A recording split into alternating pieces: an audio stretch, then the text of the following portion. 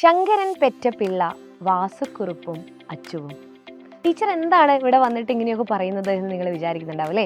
ശങ്കരൻ പെറ്റ പിള്ള വാസുക്കുറുപ്പും അച്ചുവും. ഇത് നമ്മുടെ ഇന്ത്യയിലെ വളരെ പ്രധാനപ്പെട്ട ഒരു പുരസ്കാരം നേടിയ മലയാളികളെ കുറിച്ചുള്ള ഒരു കോഡാണ്. നിങ്ങൾക്ക് ഏതാണ് കോഡ് എന്ന് മനസ്സിലായിട്ടുണ്ടോ? ഞാനൊരു ക്ലൂ തരാം.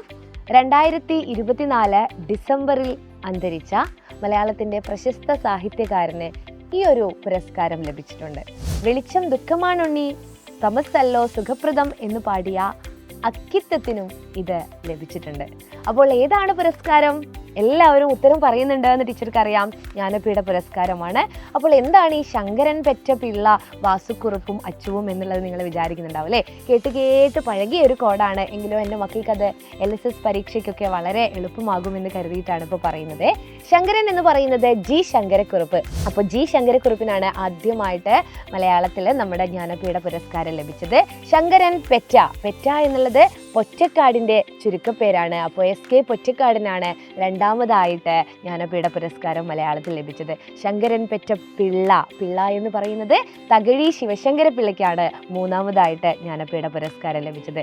ശങ്കരൻ പെറ്റ പിള്ള വാസുക്കുറുപ്പും. അപ്പോൾ ഈ വാസു എന്ന് പറയുന്നത് MT വാസുദേവൻ നായരാണ്.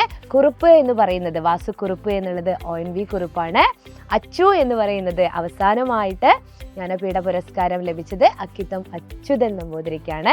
അപ്പോൾ അച്ചു എന്ന് പറയുന്നത് അക്കിത്തത്തെ കുറിച്ചാണ് കേട്ടോ. അപ്പോൾ ശങ്കരൻ പെറ്റ പിള്ള വാസുക്കുറുപ്പും അച്ചുവും എന്ന് പഠിച്ചു കഴിഞ്ഞാൽ നമ്മൾ മലയാളത്തിൽ ജ്ഞാനപീഠം നേടിയ 6 പേരെയും വളരെ എളുപ്പത്തിൽ നിങ്ങൾക്ക് പഠിച്ചെടുക്കാം. മക്കളെ, ഇത്തരത്തിലുള്ള എളുപ്പ വഴിയിലൂടെയൊക്കെ നമുക്ക് പഠിക്കാൻ വേണ്ടിയിട്ടാണ് നമ്മുടെ ഓൺലൈൻ ബാച്ചായ പ്രാണ ഇവിടെ ഉള്ളത്. LSSും എല്ലാം അടിപൊളിയായിട്ട് സെറ്റാക്കാം. അപ്പോൾ എല്ലാവരും എന്ത് ചെയ്യുക, ഇതുവരെയും ജോയിൻ ചെയ്യാത്തവരെ നമ്മുടെ പ്രാണ ബാച്ചിൽ ജോയിൻ ചെയ്യുക. താഴെ കൂടെ കാണുന്ന നമ്പറിൽ ഒന്ന് കോൺടാക്റ്റ് ചെയ്യുക. അടിപൊളിയായിട്ട് ലൈവ് റെക്കോർഡഡ് ക്ലാസ്സുകളൊക്കെ അവിടെ ഉണ്ടായിരിക്കുന്നതാണ്. അതുപോലെ യൂണിറ്റ് ടെസ്റ്റും കാര്യങ്ങളും ഒക്കെ ഉണ്ട്.